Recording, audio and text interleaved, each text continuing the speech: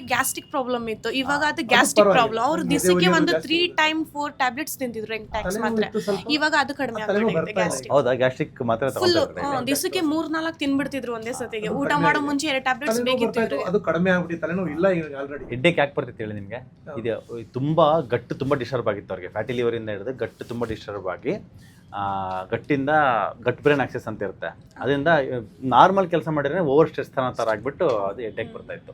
ಇವಾಗ ತಲೆನೋವು ಬರ್ತಾ ಇಲ್ಲ ಇವಾಗ, ಮತ್ತೆ ಗ್ಯಾಸ್ಟ್ರಿಕ್ ಹೋಗಿದೆ, ಗ್ಯಾಸ್ಟ್ರಿಕ್ ಹೋಗೈತೆ, ಮತ್ತೆ ವೆಯ್ಟ್ ಲಾಸ್ ಆಗಿದ್ರ, ಬಹಳ ಕಮ್ಮಿ ಆಗಿದೆ, ಫುಲ್ ಜಾಸ್ತಿನೇ ವೆಯ್ಟ್ ಲಾಸ್. ಈಗ ಅರ್ಧ ಕೆಜಿ ಫುಡ್ ತಿನ್ಕೆ ಬಂದಿದೆ, ಅದು ಆಟೋಮೆಟಿಕ್ ಪರವಾಗಿಲ್ಲ ಸರ್, ಪರವಾಗಿಲ್ಲ, ನೋ ಪ್ರಾಬ್ಲಮ್. ಸೊ ಆಮೇಲೆ ಮತ್ತೆ ಬೇರೆ ಬೇರೆ ಬೆನಿಫಿಟ್ಸ್ ಏನಾಗಿದೆ? ನಿದ್ದೆ ಚೆನ್ನಾಗಿ ಬರ್ತಾ ಇದೆಯಾ?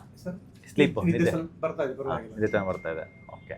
ಸೊ ವಾಕಿಂಗ್ ಎಲ್ಲ ಚೆನ್ನಾಗಿ ಮಾಡ್ತಾ ಇದ್ದೀರಾ? ವಾಕಿಂಗ್ ಮಾಡ್ತಾ ಅಂಗಡಿಯಲ್ಲಿ ಕೆಲಸ ಇದೆ, ಅದೇ ವಾಕಿಂಗ್ ತುಂಬಾ ವರ್ಕ್ ಇದೆ. ಆದರೂ ಕೂಡ ಒಂದು 10 ನಿಮಿಷ ವಾಕಿಂಗ್ ಮಾಡಿ, 10 ನಿಮಿಷ 1/4 ಗಂಟೆ ವಾಕಿಂಗ್ ಅಂತ ಹೋಗಿ ಎಕ್ಸರ್ಸೈಸ್ ಮಾಡಿ. ಮುಖ್ಯವಾಗಿ ಆಫ್ ಸ್ಕ್ವಾಟ್ಸ್, ಮಂಡಿ ಗಟ್ಟಿ ಆಗಿ, ನಾನು ಹೇಳಿದ್ನಲ್ಲ ಆಸ್ಟಿಯೋಪೊರೋಸಿಸ್ ಇದೆ ಅಂತ, ಈ ಥರ ಅರ್ಧ ಕುತ್ಕೊಳ್ಳೋದು ಎದ್ದೇಳೋದು, ಈ ಥರ ಇಲ್ಲಿ ಮಾಡಿ ಬನ್ನಿ ಸೋಫಾ ಮೇಲೆ. ಸರಿ ಮಾಡಬೇಕಾ?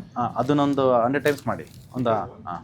ಇಲ್ಲ ಅದು ಮಿಸ್ಟೇಕು, ಕಾಲು ಮಂಡಿ ಮುಂದೆ ಹೋಗ್ಬಾರ್ದು, ಅಲ್ಲಿ ಕುತ್ಕೊಂಡ್ಬಿಟ್ಟಿದ್ದಾಳೆ. ಸೋಫಾ ಮೇಲೆ ಕುತ್ಕೊಂಡಿದ್ದಾಳೆ. ಎಸ್, ಕೂತ್ಕೊಳ್ಳಿ, ಸೋಫಾ ಮೇಲೆ ಕೂತ್ಕೊಳ್ಳಿ. ಎಸ್, ಇದು ಕರೆಕ್ಟ್.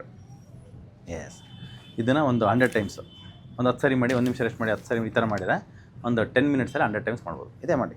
ಎಸ್, ಇದು ವೆರಿ ವೆರಿ ಇಂಪಾರ್ಟೆಂಟ್ ಇದು ಎಕ್ಸರ್ಸೈಸ್. ನೀವು ಸ್ಟಾರ್ಟಿಂಗಲ್ಲಿ ಡಯಟ್ ಮಾಡೋಕ್ಕೆ ಕಷ್ಟ ಆಯಿತಾ ಸರ್? ತುಂಬ ಕಷ್ಟ ಆಯಿತು, ಮಾಡೋಕ್ಕಾಗ್ತಾರಿಲ್ಲ. ಕಾಲು ಫುಲ್ ಫೋಲ್ಡ್ ಮಾಡಿ ಸ್ಟ್ರೈಟ್ ಮಾಡಿದ್ರೆ ಫೋಲ್ಡ್ ಮಾಡೋದು ತುಂಬಾ ನೋವಿತ್ತು. ಈಗ ಸ್ವಲ್ಪ ಕಡಿಮೆ ಆಗಿದೆ, ಒಂದು ಕಾಲು ಸ್ವಲ್ಪ ಇದೆ, ಇನ್ನೊಂದು ಕಾಲು ಟೋಟಲಿ ಕಮ್ಮಿ ಆಗಿದೆ.